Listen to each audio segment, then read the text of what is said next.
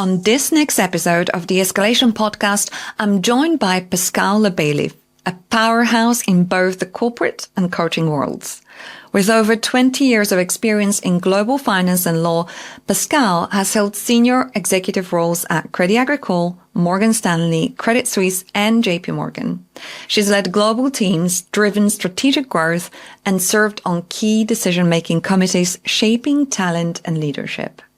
Today, she brings that deep industry expertise into her work as a professional growth coach, helping ambitious women navigate the complexities of corporate life, build influence, and achieve the recognition they deserve.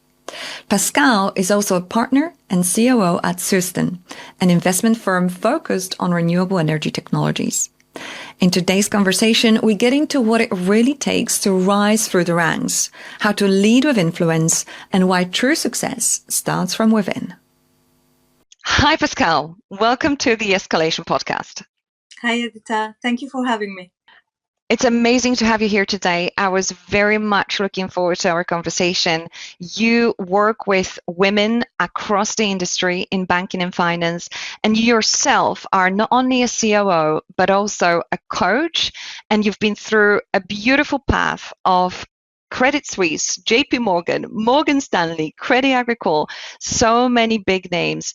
And I am really looking forward to dive in and talk to you about confidence, women in banking and finance, and also everything else that comes with building a successful career in banking and finance. So thank you again and welcome to the Escalation Podcast. I know that you've had a tremendous impact on women in banking and finance industry, helping them breaking through that glass ceiling that we talk about and hear about a lot. But I really wanted to start with your story and let the guests understand a little bit more about what happened with you when you started your career and why did you choose to go into banking and finance? Tell me a little bit more about that. Let me tell you first why I chose law as an education. Great. The funny thing about that is that I didn't choose it. I wanted to be a doctor. I wanted to be a doctor, but my father got in the way. He had other plans for me. So law it was. And initially I was a bit disappointed and I felt, okay, plan B. But then I decided to own it. I thought, this is an opportunity. Even if it wasn't my first choice, it's still an opportunity for me to get a degree, a university degree and an education. I gave it everything I had. I was like part of the top 10 students in the whole of France in law. And I think that taught me maybe my first lesson, a lesson that I carried throughout my career, is that sometimes the choice is not yours, but the attitude is. Sometimes you choose, sometimes you don't, but whatever you get, your attitude will make the difference. Banking, again, it was more, it wasn't really a choice per se. I was interviewing in different places after my second master's degree in a business school in France. And I really loved the team. I loved the manager. It was a team of young, passionate derivatives lawyers, and they were ready to disrupt the way lawyers are being seen in-house. Instead of, being perceived as showstoppers, they wanted to work very closely with the business and be business enablers. So I joined that team and they trained me extensively. I also remember when I joined, a person had joined a week before me, Bruno.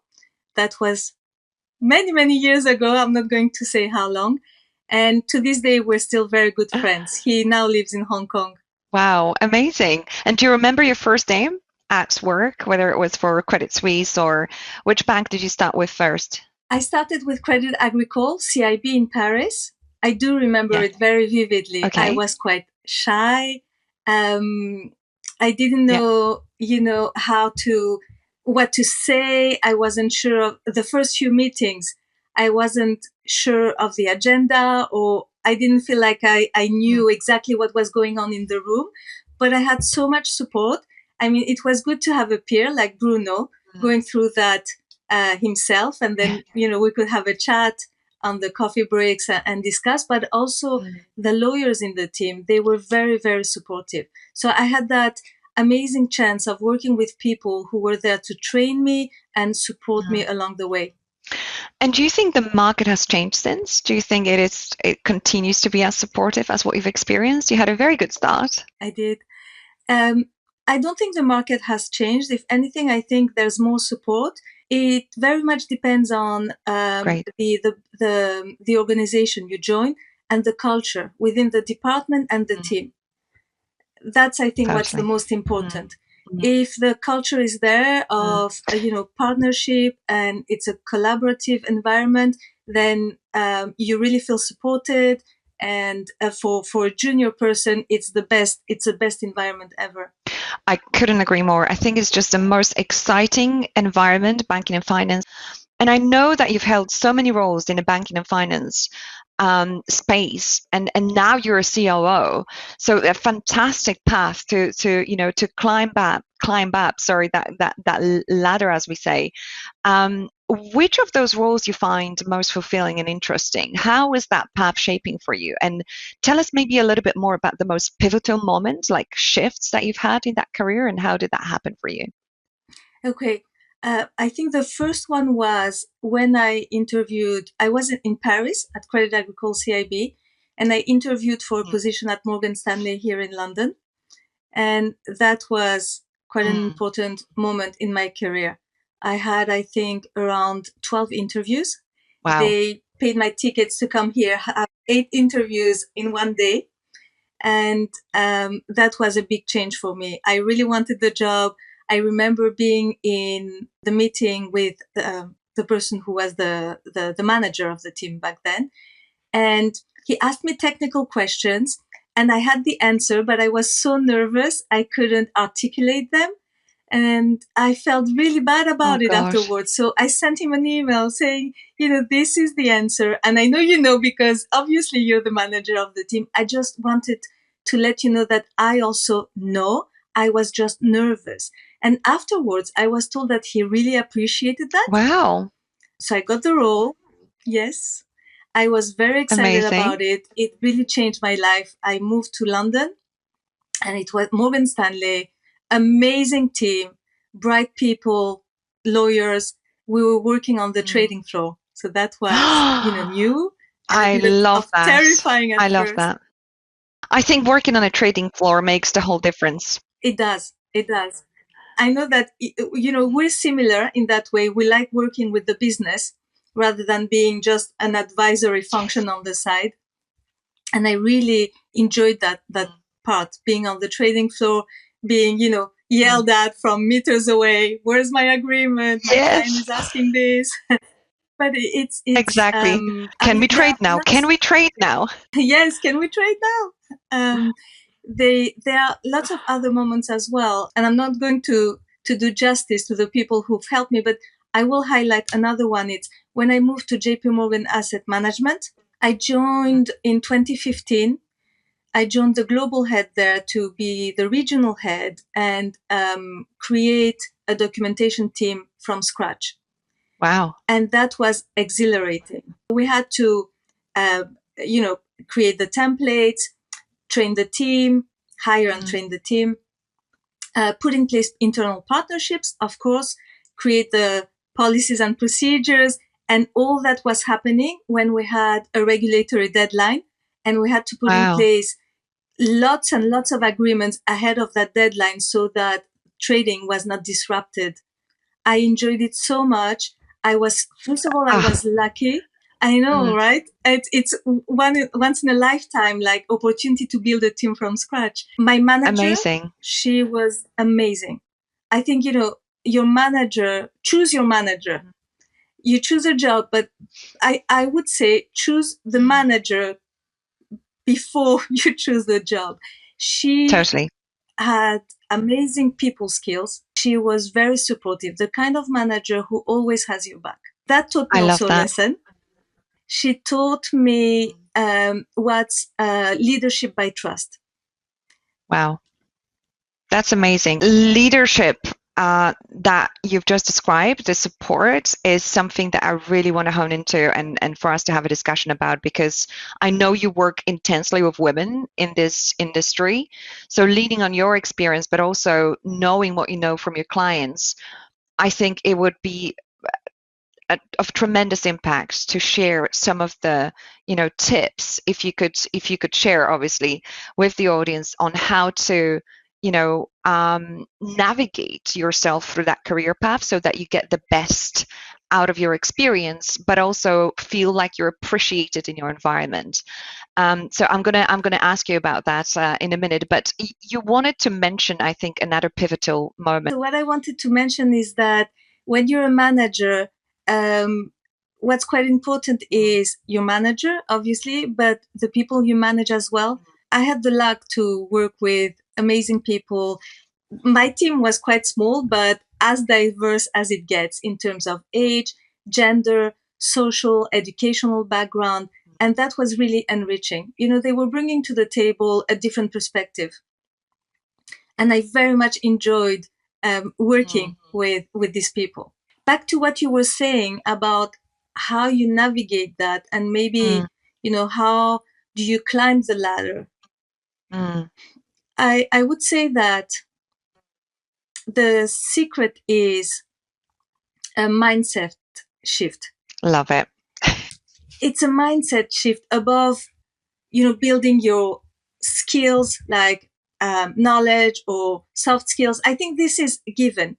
But at school and at university, we learn that we work hard, we get good grades and recognition. And we think it's the same when we start working. And it is. But after a while, everyone is smart and everyone works hard. Yeah. So there, I think you need to have that mindset shift. And the real game is, can you communicate your value? Can you move from expert to leader? Can you bounce back from setbacks without bitterness? Very important. Yes. And can you build alliances rather than compete with people? I think if you manage to do all Beautiful. that, you're able to shift the mindset of, I work hard, they should see my value, to I work hard, and there are also all these things I need to do to continue progressing in my career. I love that. I'm so grateful for that piece of advice. I think mindset is critical. It really is. Everything that is happening in your head is really what you're projecting, and we create our own reality through that. But I wanted to talk to you a little bit more as we approach that topic of women, especially in our industry of banking and finance. There is that famous quote, I think it was attributed to Madeleine Albright, the former U.S. Secretary of State. She said that there is a special place in hell for women that don't help other women. And I just wonder, have you experienced that in your career, and you're seeing that with your clients and throughout coaching and also in your path? Because I have to be honest, I had an amazing opportunity to work with fabulous women. I've always been very lucky, or maybe it's, luck is opportunity meeting preparation. Maybe I just attracted that kind of energy.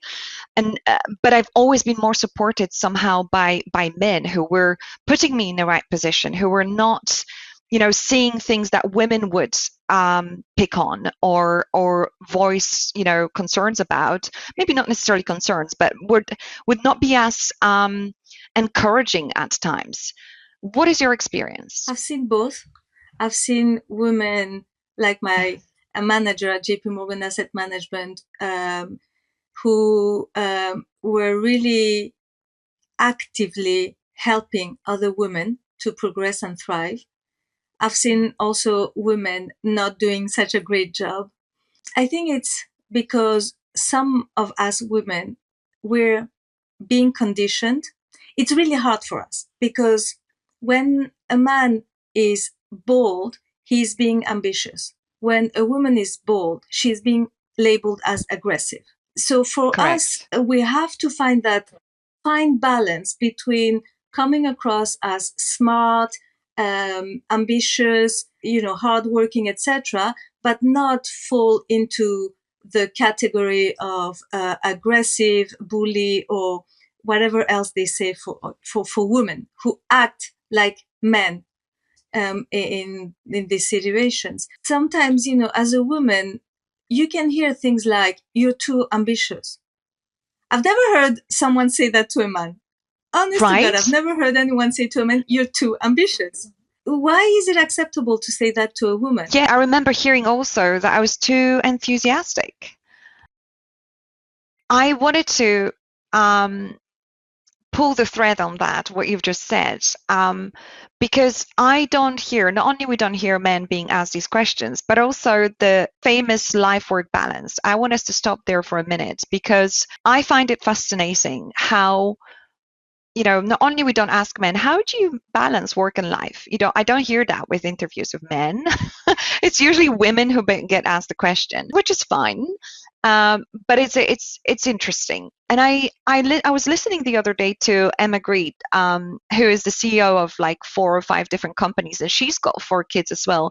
And she famously rejects the word balance when you talk about work and what she does as a professional entrepreneur versus mom. And she's essentially saying, look, what it is for me is a series of trade-offs. And that we need to embrace it as women. I just wonder, what's it like from your perspective? It reminds me of a female American stand-up comedian who said in one of her shows, she said, "I would be much more successful if I had a wife." Right. That's it. Very often, I'm not saying all the time, but very often successful men, they're successful because someone behind the curtains is taking care of a lot of the other stuff, like the family, for example, or all the administrative chores and house chores, etc. I'm not saying all of them, but most of them. And when I was at JP Morgan, we had lots of employee initiatives and panel talks, etc., to show us how some of the women there were so successful, and most of them had a stay-at-home dad. Wow, interesting. It does take a village, right? Yes, if they had kids. It does. For us women, it's about putting in place a support network. I think that's the secret. Otherwise, it's impossible. You can't spend 10 hours or 12 at work and then 4 hours with your kids, because you need to be with them. You need to take care of them, cook, wash, everything, help them with their homework. And then there's a lot of other things you need to deal with for your family. It's impossible. I agree. You need a support network, that be it a grandma, that was in my case. My mother came and helped us. I have twins. There's not a chance in a million I would have had a successful career without her supporting me. I agree. Or a nanny. The things that you can delegate. I think the support is absolutely. Support is critical.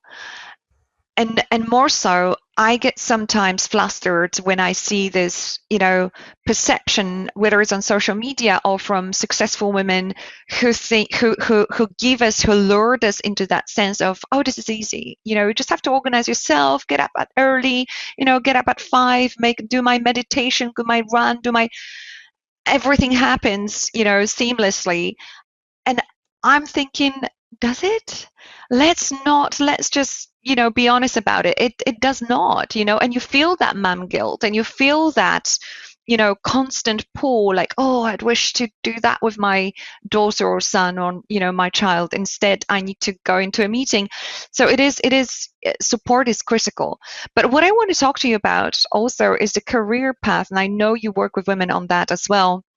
Remember that famous Lean In book by Sheryl Sandberg? I think we talked about it when we met as well. There is this often cited statistic that actually I believe comes from like a Hewlett-Packard report, saying that for all of the jobs that women only apply if they meet 100, if not 150, percent of the qualifications listed, while men apply when they meet on average 50 to 60% of the requirements. I find that fascinating, and I was wondering if you can, give us some, insight or maybe actionable steps that women can go through and do themselves when applying for jobs, because the essence of it is that not only we go for less leadership related roles, but also we apply for those positions that seem to be safer bets, if you know what I mean, because we are fearing of not being able to deliver. Yeah. What is your take on that? I'd say we suffer from the good girl syndrome. And the good girl syndrome is what we've been taught, most of us, all our lives, and what I'm not doing with my daughter. We're being taught to be good girls, get good grades, be quiet, be amenable, likable, smile, and we carry that in our adulthood as well. And that also hints to confidence. The work I do, so you mentioned I'm a COO in an investment firm. I'm also a career coach, and I help women in mid to senior roles to, thrive in their career and enjoy it as well, not just do it and be very stressed about it, but find it enjoyable too. And the common thread among most of these women is the lack of confidence. So we work a lot on that. A tip I can give to the audience today is confidence is not what you have or you don't have. It's irrelevant. It's courage. Confidence is what people perceive of you. They see you and they say, wow, this woman is so confident. She has such a gravitas. But what's happening inside of you is another story. Yes. The real thing, the real trick is focusing on courage. You focus on courage and you stretch yourself a little bit to grow. If you stay comfortable, you don't grow, and it becomes boring after a while. If you stretch too much yourself, you get into the panic zone, and you don't want that. So it's about flexing that muscle a little bit until that stretch zone becomes your comfort zone. And then you stretch it a little bit more. I love that. So is that the key to making it up the corporate ladder? Because I think the first question that I wanted to ask actually about that is, why do we want to climb the ladder, right? What is it at the top of it that we seek to embody in our lives, and why can we not give it to ourselves? I think there are two things. One is external and one is internal. Again, back to the way we're educated, we learn to value external validation. Good grades, parents are happy, pat on the back, you're an amazing student. So we seek that in the corporate world as well. The other one is internal. All of us have a need to grow and try and learn new things. And we can find that, especially I feel in banking and finance, when you're in the right environment, there are lots of opportunities to grow. It's maybe about shifting the needle a little bit towards feeding that internal need rather than looking for external validation. When the desire to climb the ladder comes from the desire to grow and learn and try new things and feel that, yes, we're growing, then it's very fulfilling. If we're looking for external validation, like, having on our business cards, executive director or managing director or things like that, it's never enough. Never enough. And it's interesting that you mentioned that, because I just realized you started out so beautifully with how your father had a different path in mind for you. And I wonder if, and how beautifully you turned it into your advantage. If there is young people facing that similar situation, and, we tend to hear about it quite a lot actually in our work through, for our platform. My parents have this dream, right? They would love for me to do that. Sometimes it's culturally programmed. Only accountants and lawyers are going to do well in my world. How do you think, young professionals can navigate if they are facing such issues? What's the best way forward? Do I put my foot down, say that is absolutely not what I'm going to do, mom and dad? Or do I actually lean in and be like, okay, maybe they know that is going to bring me great career prospects? How do we manage this?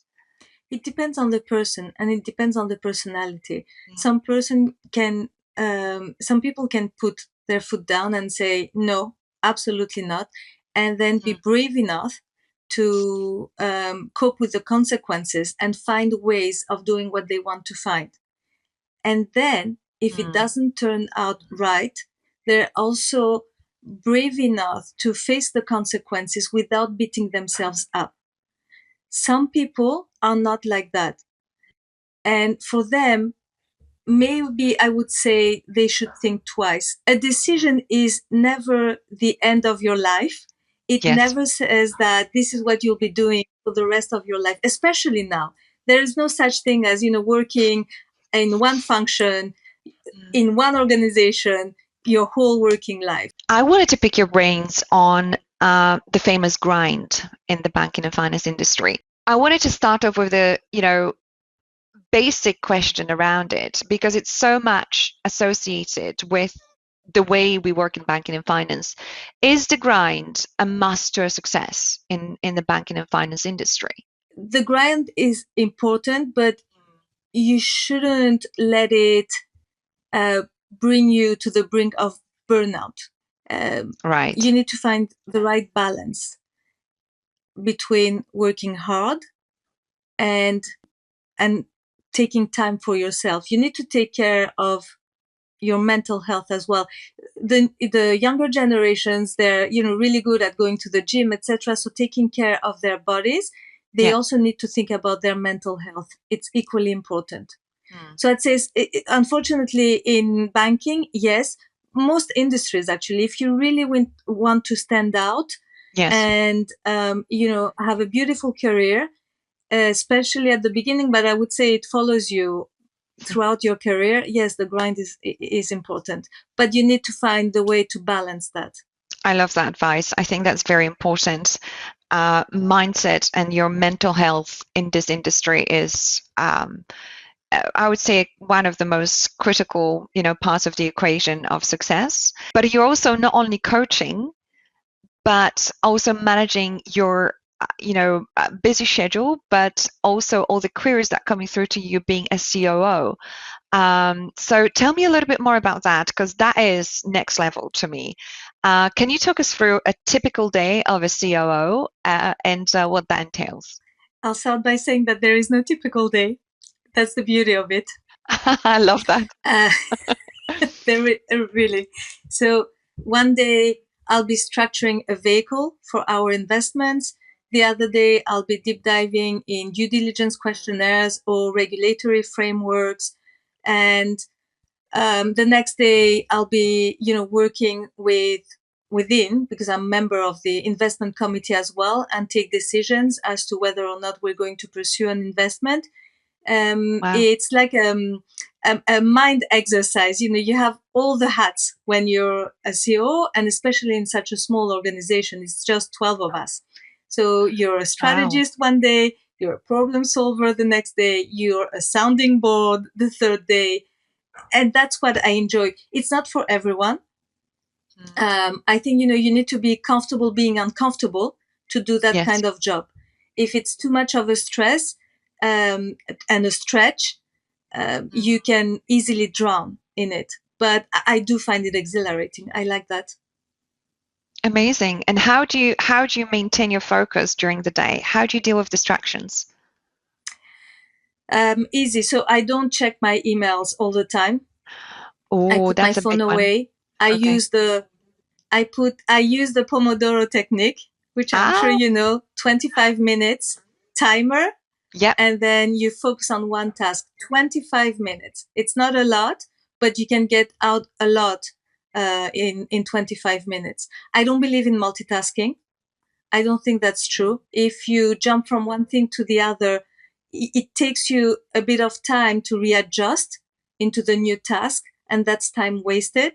So you might as well focus on one task for 20, 25 minutes, then take a break and think whether you're going to continue working on that or jump into something different. That is so interesting. I love that you shared that technique, because I was asked the other day actually by some people in the industry as well, senior, how do we, multitasking and managing motherhood kind of teaches you multitasking, I think, to the level that I never experienced before.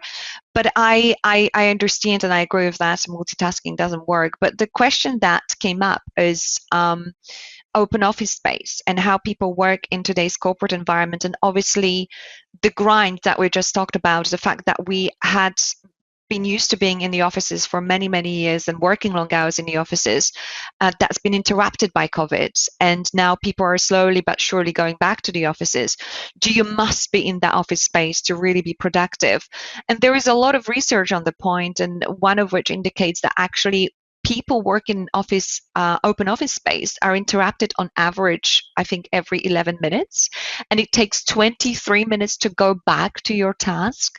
So I wonder if you had a view on, young people trying to build careers, coming to us with questions, do I really have to be in the office every day? What if I want to work from the comfort of my home? There is that push at the moment, the shift towards let's go back to the office. Yeah. What do you think about that? I think being in the office, you're less productive.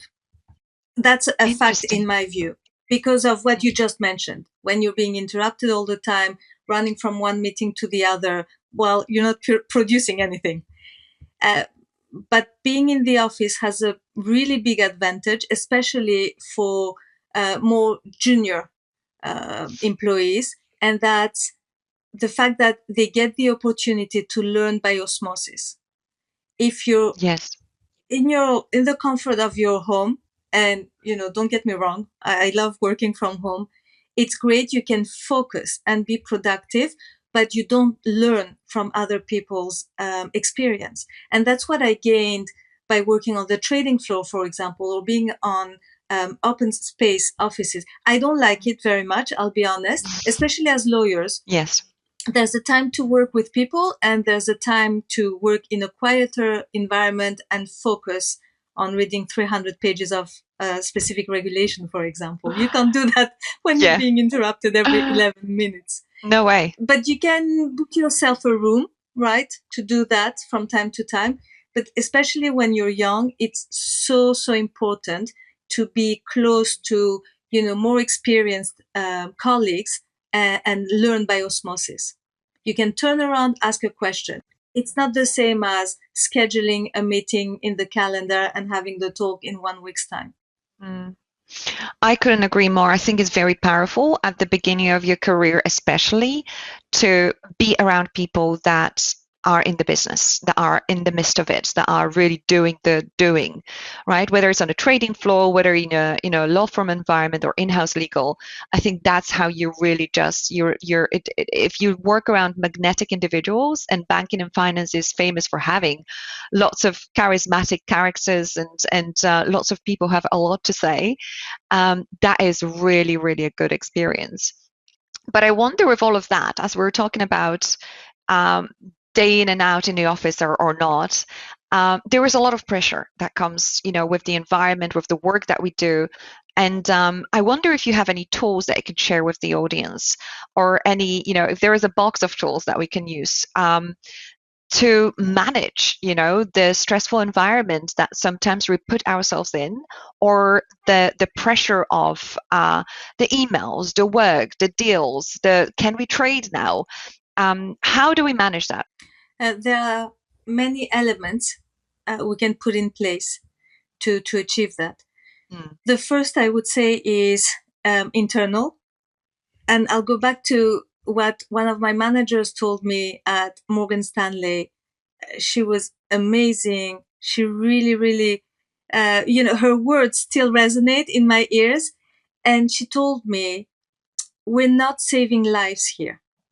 So you stop, you take a breath, then you act. And actually, I was then told that even in the A&E departments in the hospitals, they do take 3 seconds before they act. Wow. Even when they save lives, they do take the time to, center themselves and clear their heads before they go into action. I would say that's the first thing.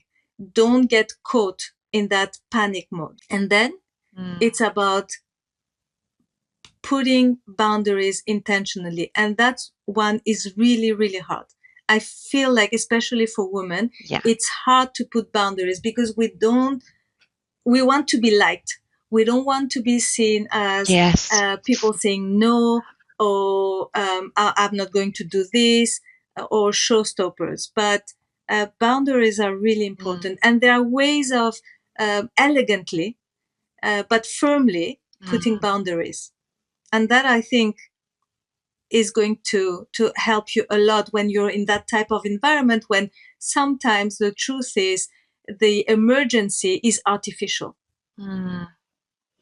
Is that something that you work with your clients on, in your coaching endeavor? Is that something that they ask a lot of help with, building that resilience, or, coming across as firm in an elegant way? I think that's important for women. Yes, I do work on that a lot. And what's very interesting is that when they do it, when they put the boundaries, they realize that they're also more respected. And it's very interesting because it has the opposite effect of what they thought it would have. They thought putting boundaries, saying no, would be detrimental to their careers, but actually the opposite happens. Of course, it's not about saying no to everything. It's about being intentional and not being unhelpful. We can say no, but still be helpful.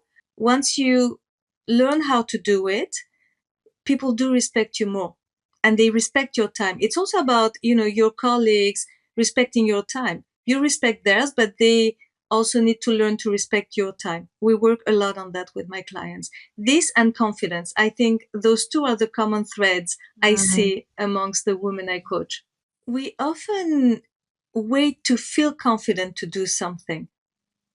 We say to ourselves, I'll go for that job when I'm confident enough, or I'll speak up in a meeting when I feel comfortable doing so. But the truth is that time never comes. At some point, one needs to realize that it's not confidence, it's courage. It's the courage to take a leap of faith.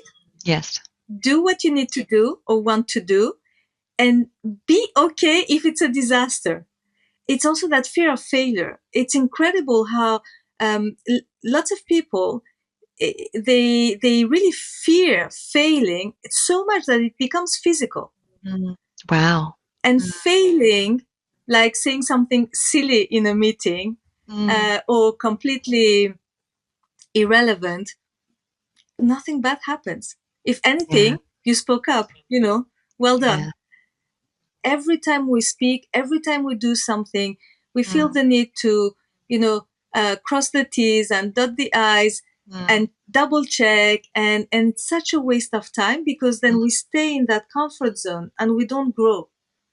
At some point, we need to take that leap of faith and know that it's whatever the outcome, it's going to be okay. Beautifully said. I wanted to talk to you also as we, as the name of the podcast is the Escalation, which I associate quite firmly with the industry's way of getting things done, for the lack of a better term. We talk about high pressure situations, but why people escalate? Do we need to continue doing that? But also, how do we deal when this is being flagged to us? Were we being escalated to, or if the escalation is about something that you are working on, which usually sends thrill, and fear down people's spines. So how do you deal? So yes, you're right. When I was a manager at JP Morgan Asset Management, the escalation point came with the territory. Sometimes sometimes an internal partner would come to me with a concern. Sometimes there'd be misunderstandings or tensions between team members, and sometimes more serious issues. I think the escalation is good. I think it should happen. It should be encouraged. because we don't want people to stay silent and, not voice their concerns. At the same time, we need to train managers. I feel like middle management is in such a bad place because they're not being given the tools to deal with everything that comes their way, yet they are expected to do that while they keep, their sanity. And one of those is dealing with escalations. Wow. That is... No one trains you, not to my knowledge. I love that. We should introduce that in every bank and asset management, a quick session. How do we deal with escalations? I think that is superb. Yes, the first time it happened to me, it was a very stressful moment. I just didn't know. I was finding out as I was working on it, which is not a good thing. As you say, half an hour, 1 hour training and done. You've given people the tools to deal with that. First of all, no panic, take the time to listen to the person who's escalating. Very often I found that people want to be seen and heard. This already is a big step to de-escalate. Then the second thing I would say is gather as much information as possible. Facts, stick to the facts. There's the emotional side of things, which you should manage as a first step. You sit with the person or the persons and you actively listen to them. Once that's out of the way, then you look at the facts, gather all the information to get the full picture. And if you need, when the escalation, the issue is really serious, you should involve the relevant internal partners as well. Your manager should know and support you, and HR, if they need to get involved, you should absolutely involve them. They can be of a great help. And that makes me think of, that saying that says, it takes a village to raise a child.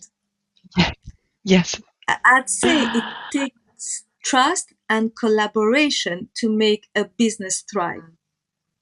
We have to work together, even when there's an emergency and escalation. And what's at the heart of an escalation is the human element. People's needs, their circumstances, and the way they show up to work. And you need to be sensitive to that. So true. I love that. Thank you so much for sharing this insight. I think we've got so many golden nuggets there. But before we wrap up, I know that you've prepared a special gift for our listeners today. Tell me more what they can benefit from. Yes, absolutely. So as we mentioned, I am a career coach. I help women mid to senior roles to continue thrive. Usually, they hit a glass ceiling, and together we work to shatter that glass ceiling and continue moving forward and enjoying the journey. I don't want it to be like, unpleasant experience. It has to be exhilarating and fun again. And I tackle things like, as you said, confidence, leadership skills. And one topic that comes up very often is self-promotion. Women, most of us, some are really good at it, but most of us really struggle with that because we see it as bragging, and we don't want to be seen as bragging. But if you don't communicate your value, it's not going to be recognized. And it's not because people are bad or they don't want to help you. I've heard a lot from women telling me, my manager, she doesn't know what I'm doing. She doesn't realize how much work I put in and the results I get. And I say, have you told them? And they're like, no, I don't need to tell them. They should see it.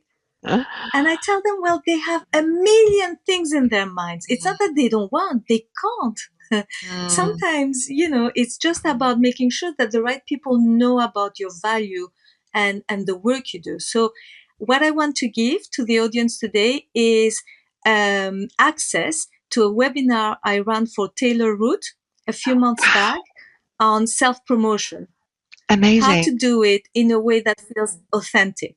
That is fantastic. Thank you so much. And we're going to place the relevant links here, somewhere below or above for when you're watching this. Thank you very much. That's a very generous gift, and I'm sure everyone's going to appreciate it.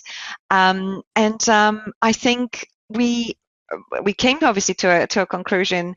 We had a beautiful conversation. I am really grateful for your time and for being here with me today, for sharing all the tips. Tell us, where can we find you? First of all, thank you, Edita. I really enjoyed our conversation today. I always love, spending time with you and exchange ideas and talk about banking and finance and all the challenges, especially as women face in that environment, but how it can also be a thrilling environment and very, you can flourish in that environment as well if you have the right tools and the right mindset. So thanks a lot for today's conversation. You can find me on LinkedIn, Pascale Lebaillif. You can find also more information about my coaching on my website. It's maximumpotentialcareers.com. There you'll find all the information about what I do, the services I offer, but also some free resources as well. The link to the webinar, this webinar is exclusive to your audience, is not on the web, it's not visible on the website to others. So through the link you'll put with our conversation today, your listeners will have access to it, but there are additional free resources they can also use.